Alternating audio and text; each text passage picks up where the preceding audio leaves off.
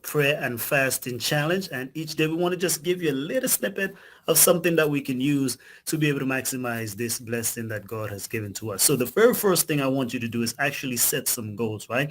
Because at the end of this, you want to know, okay, what did I accomplish or what was the purpose? So I'm going to ask you three quick questions and you can answer these. You can jot them down, write them down, make sure that it is something that you really have worked through, okay? While we are still fresh, we'd like to be able to deal with them. So here we go. These are the three things that I want to ask you. First thing is, for what are you fasting? This is your why. Remember, we talked about when you know your why for fasting, then that will determine basically how and the other things, right? How we fast should be determined, and what type of fast we do is based on what we are fasting for. That means, have you chosen to seek the Lord for healing? Do you need deliverance? Are you looking for restoration, the Holy Spirit, outpouring of God's Spirit, resources, whatever that may be?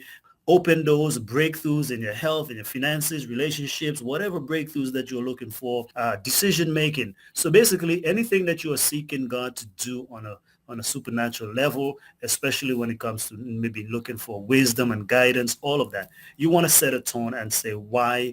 This is why I'm actually fasting, and this is the thing that I'm actually going to be interceding for. Number two is, what type of fasting are you going to do? Remember, we're not so much worried about how you fast. We just want to make sure that we are actually praying and fasting. That means, have you chosen to do a partial fast? Some folks may do an absolute fast. Are you going to do the Daniel type fast, right, with vegetables and water? Are you going to do juice fasting, fruit fasting? Are you fasting from sugar, media, entertainment, the Isaiah 58 fast, which I recommend that no matter what type of fast you do related to food or abstinence thereof, you want to make sure that you definitely incorporate acts of compassion as well. So that's a combination too, right? You can do, like I said, if it's 21 days or you're doing the halfway, 10 days, okay, maybe you can see 5 days I'm doing this type and 5 days I'm doing that, or week one I'm doing media fast, week two I'm doing Isaiah 58 fast, week three, etc., and so forth. And then lastly, what times are you actually going to pray? Remember, we're saying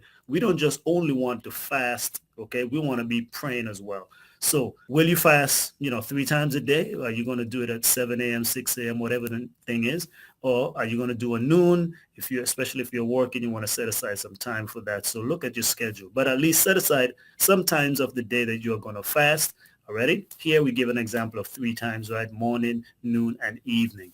So for the first half, all of us, we are meeting each evening at 7 p.m. for community praying. So you want to be there for that. Okay, family, that's it. That's today's nugget. Today's thing is, again, you want to set your goals. You want to know why you're fasting. What are the achievements you hope to accomplish and expect God to do during this time? Alrighty, we see you on tomorrow for day two. Bye-bye.